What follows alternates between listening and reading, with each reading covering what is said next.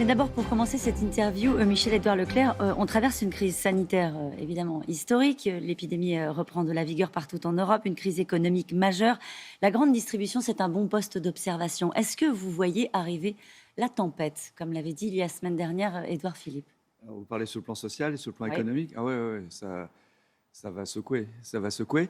D'abord, il y a l'effet Covid lui-même, avec des entreprises, n'oubliez pas, qui ont dû fermer, qui n'étaient pas forcément très bien en point et qui sont au bord de la faillite. Donc, c'est des menaces pour l'emploi, c'est des menaces pour l'emploi de demain, puisque si vraiment le plan de relance ne les maintient pas, ça va être dur à reconstruire.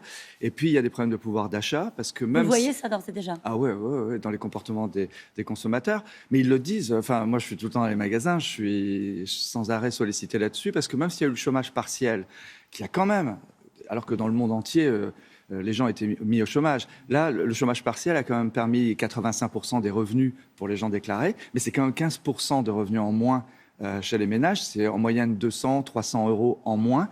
Et donc, oui, Et donc, vous voyez changer une des anxiété habitudes de très forte. consommation, par exemple? Oui, alors la ligne de fond qui est le désir de manger mieux, enfin tout ce qui est issu des états généraux de l'alimentation, la qualité, la traçabilité, tout ça, ça reste, mais le prix quand même, quoi, parce qu'il faut que tout soit accessible.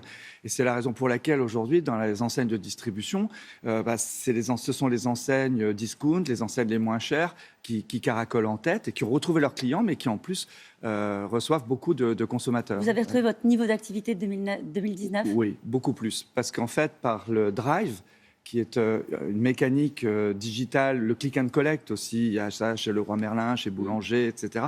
Mais le drive, dont Leclerc a été un gros booster, permet des économies sanitaires, si je puis dire. On n'a pas trop à toucher les produits, on les prend comme ça. Et puis on voit les prix sur le drive, parce qu'on peut comparer tous les écrans de drive de Amazon à Cdiscount, etc. Et là, le drive a ramené beaucoup de gens sécurisés dans la consommation. Auchan a annoncé 1500 suppressions d'emplois pour investir notamment sur le commerce en ligne. Il n'y aura pas de suppression d'emplois chez Leclerc. Il y aura des embauches. On a des magasins qui localement, on a 700 points de vente hyper et on a des drives. Il y a bien une dizaine de magasins qui ont attrapé une sacrée baigne, parce qu'il y en a qui ont perdu jusqu'à 70% de chiffre d'affaires. Puis il y a des magasins qui étaient complètement fermés, les magasins spécialisés. Donc là, je n'exclus pas qu'il y ait des chômages partiels, etc. D'accord. Mais il n'y a pas de plan national. Non seulement il n'y a pas de plan national de chômage, mais en plus, on continue d'embaucher. On continue d'embaucher parce qu'il faut, derrière le Covid, relancer la machine. On est très volontariste. Et puis, il faut s'adapter à la révolution digitale. Donc, il faut investir et embaucher. Dans un moment comme celui-ci, Michel-Édouard Leclerc, qu'est-ce que vous attendez de l'État? On voit l'État au chevet de Bridgestone, 863 emplois menacés, un site menacé de fermeture, avec une restructuration voulue par des actionnaires japonais. Qu'est-ce que, dans un moment comme celui-ci, vous attendez de l'État? Alors, moi, je suis un type assez pessimiste et je compense mon anxiété par le volontarisme. Je pense qu'il faut faire de cette crise un moment clé d'une réinitialisation de nos modèles économiques pour redevenir bons, mais sur les nouveaux modèles de consommation et les nouveaux modèles de production. Donc, je pense que l'État doit bien sûr aider les entreprises qui ont flanché pendant la crise, mais il faut maintenant qu'on accélère, par exemple, le rail route. Au lieu de voir tous ces milliers de camions qui traversent la France, il y a 4-5 milliards qui vont être mis, je ne sais plus si c'est la SNCF ou une société à côté, pour essayer de faire passer le plus de produits sur le rail. Et nous-mêmes, entreprises privées, on va aussi faire basculer, on a passé des accords avec la SNCF pour faire ça. Il y a certains secteurs qui peuvent le faire, pour d'autres c'est trop tard. Il faut accepter de le dire. Non, rien n'est trop tard. C'est vrai. Mais non. Alors, Bridgestone, c'est pas trop tard. Alors, ce dossier-là, je ne connais pas. Ouais. Je ne vais pas le ramener sur Béthune. Moi, j'y connais rien. Mais c'est loin de ma Bretagne. Non, mais sincèrement, je ne connais pas le dossier. Mais si vous voulez, il faut remettre la France sur un coup d'avance de modernité. Et ce plan, je ne veux pas dire cet argent magique, cet argent facile, parce que personne ne dit qui va le payer et dans quelles conditions il va être distribué. Mais c'est quand même vachement intéressant qu'on a quitté le discours purement comptable et budgétaire pour dire on va remettre la France sur le coup d'après, quoi. Et ça, c'est très important pour l'emploi, parce que il y a des tas de secteurs autrement avec la digitalisation qui vont licencier, robotisation, donc il faut aller sur les secteurs nouveaux, et puis les nouveaux avions, les nouvelles voitures, il faut qu'on reprenne la main. Alors, on va reprendre la main. En tout cas, il y a une décision que j'imagine que vous défendez, c'est l'idée de verser 25% des profits des hypermarchés aux salariés. Oui, je crois à l'intéressement et à la participation. C'est pour les remercier? de la gestion de la crise? Non, Non. c'est plus que ça. C'est associer les salariés aux fruits, aux bénéfices de l'entreprise qui, sans eux, ne marcherait pas. Et donc, dans les centres Leclerc, c'est une règle, et cette année, on l'a particulièrement rappelé, 25% de tous les magasins qui font des profits, au premier profit, doivent reverser 25%. Ce sera une constante ou c'est juste pour cette année? Oui, c'est dans la règle d'enseigne des centres Leclerc, c'est acté, et ça peut se faire sous forme d'intéressement, de participation. Il y a plusieurs régimes légaux, gratification, primes, mais chaque entreprise est indépendante, Ouais. donc elle va l'adapter. Mais je trouve que c'est bien. Alors, c'est quelque chose qui est remis au goût du jour, c'est sous le général de Gaulle. C'est mon père qui a lancé ça dans les centres Leclerc, mais aujourd'hui, on le remet C'est mieux que la en hausse des force. salaires?